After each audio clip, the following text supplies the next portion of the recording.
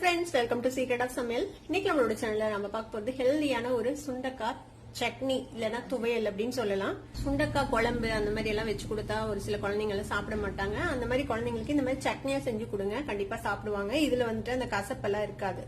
சூப்பரான இந்த சுண்டக்காய் சட்னி எப்படி செய்யலாம் அப்படின்னு பார்க்கலாம். ஒரு வடச்சட்டி அடுப்புல வச்சிருக்கேன். அதுல வந்துட்டு கொஞ்சமா எண்ணெய் விட்டுக்கலாம். இதுல ஒரு 2 டீஸ்பூன் அளவுக்கு கடலை பருப்பு, 2 டீஸ்பூன் உளுத்தம் பருப்பு எடுத்து வச்சிருக்கேன். அதை வந்துட்டு சேர்த்திக்கோங்க. கூடவே ஒரு 4 வரமிளகாய் அதையும் சேர்த்திக்கலாம். இது லேசா செவக்கட்டும். நான் வந்து மீடியம் சைஸ்ல ஒரு 2 வெங்காயத்தை இந்த மாதிரி வெட்டி வச்சிருக்கேன் ரப்பா.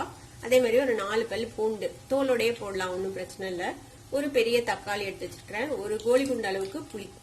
இப்ப கடலை பருப்பு உளுத்தம் பருப்பு வந்துட்டு செவந்துச்சு. இப்ப நம்ம எடுத்து வச்சிருக்கிற இந்த வெங்காயம் தக்காளி புளி 3யும் சேர்த்திக்கலாம்.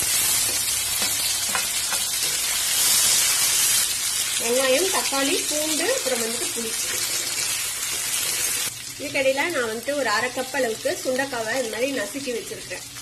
நல்லா கிளீன் பண்ணிட்டு அதுக்கப்புறம் வந்துட்டு நசுக்கி வச்சுக்கோங்க. இந்த மாதிரி இந்த தக்காளி வந்துட்டு கொஞ்சம் சாஃப்ட் ஆகணும். இந்த வெங்காயம் லேசா கலர் மாறணும், அது வரைக்கும் இது வந்துட்டு வதக்கிக்கலாம்.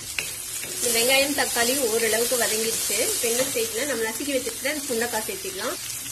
இதோட சேர்த்து இந்த லோ ஃப்ளேம்ல வச்சு இது நல்லா வதக்கி விடுங்க. இது வந்து கொஞ்சம் சாஃப்ட் ஆகணும், அது வரைக்கும் இது வந்து வதக்கிக்கலாம். ஒரு 5 நிமிஷம் இதை வந்துட்டு இப்படியே வதக்கி விடுங்க. இந்த சுண்டக்காவோட பச்சை வாசனை போய் இது வந்துட்டு கொஞ்சம் வதங்கி வரணும், அது வரைக்கும் இதை வந்துட்டு நல்லா வதக்கி விட்டுக்கலாம். கொஞ்ச நேரம் இதை வந்துட்டு மூடி போட்டு நம்ம வதங்க விடலாம். இந்த தக்காளி வெங்காயத்தோட ஸ்டீம்லயே வந்துட்டு இந்த சுண்டக்காய் வந்துட்டு வேகட்டும். ஒரு 5 நிமிஷம் இந்த சுண்டக்காய் வந்துட்டு நல்லா வதங்கினதுக்கு அப்புறம் 2 டேபிள் ஸ்பூன் தேங்காய் போட்டு ஒரே ஒரு வதக்கு மட்டும் வதக்கி ஆஃப் பண்ணிட்டேன்.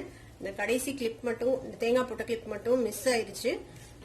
2 டேபிள் ஸ்பூன் அளவுக்கு தேங்காய் போட்டு இதை வந்துட்டு ஆஃப் பண்ணிடுங்க. இதை ஆறுனதுக்கு அப்புறம் நம்ம இதை அரைச்சிக்கலாம். சுண்டக்காய் வந்துட்டு இந்த மாதிரி நல்லா சுருண்டு வதங்கிடணும், அந்த அளவுக்கு இதை வந்துட்டு நல்லா வதக்கிக்கோங்க. இல்லைன்னா ஒரு மாதிரி பச்சை வாசனையாட்ட அடிக்கும்.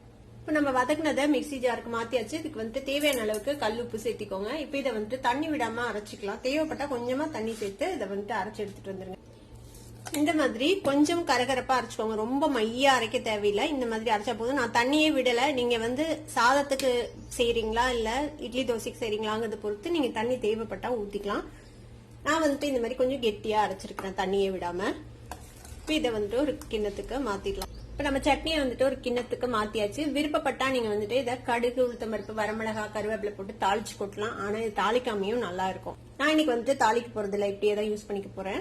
நம்மளோட ஹெல்தியான சுண்டக்காய் சட்னி இப்போ ரெடி ஆயிடுச்சு. இதை வந்துட்டு நீங்க சாதத்தோட இல்ல இட்லி தோசை அந்த மாதிரி இது கூடயும் வச்சு சாப்பிடலாம். ரொம்பவே நல்லா இருக்கும். கண்டிப்பா ட்ரை பண்ணி பாருங்க. ட்ரை பண்ணி பார்த்துட்டு எப்படி இருந்தது அப்படின்னு கமெண்ட்ஸ்ல ஃபீட்பேக் கொடுங்க. வீடியோ உங்களுக்கு பிடிச்சிருந்தா சப்ஸ்கிரைப் பண்ணுங்க, பக்கத்துல இருக்கிற பெல் ஐகானை கிளிக் பண்ணுங்க. அப்பதான் என்னோட ஃபியூச்சர் நோட்டிபிகேஷன்ஸ் உங்களுக்கு உடனே வந்து சேரும். லைக் பண்ணுங்க, ஷேர் பண்ணுங்க. தேங்க்யூ ஃபார் வாட்சிங் this video viewers. Bye by.